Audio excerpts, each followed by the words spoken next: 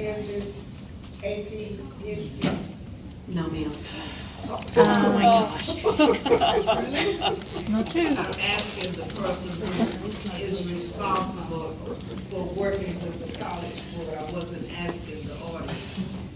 I'm about is Common Core, which I thought did not cover social studies. So could somebody explain to me how Common Core is getting into social studies under the AP umbrella?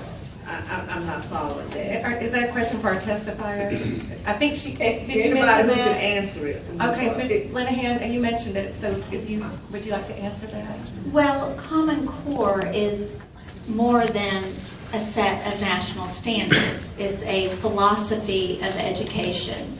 It's the more subjective philosophy versus what our Texas TEKS. Our TEKS are more knowledge-based, fact-based, and that can be tested right and wrong.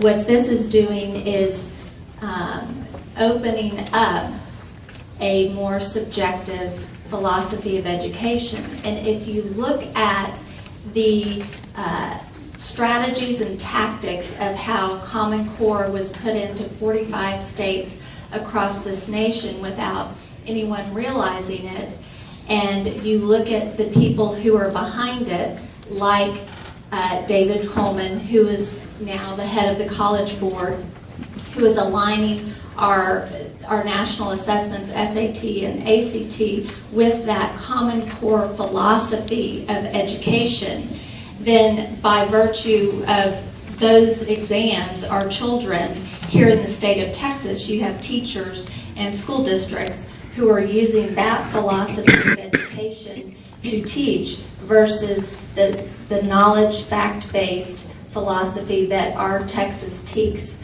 are to be.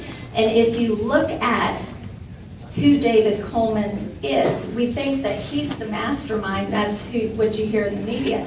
Actually, you have to look at his mother, Elizabeth Coleman, and there's all kinds of video of her out there talking about how she believes in fundamentally transforming our nation into a democracy. She says that we are a democracy.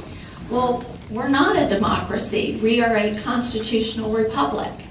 And I believe that that's why they're trying to take out our founding fathers, because our founding fathers warned us of the danger of a democracy and why we are a constitutional republic.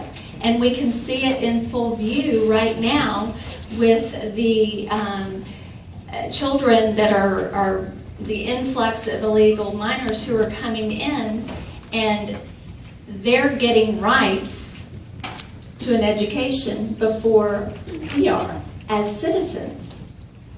And that's the danger. So I urge all of you to look at this as more than just a procedural, we'll put this into, into words, into law. Let's look at who the people are behind this and the strategies and tactics that they're using to push it in.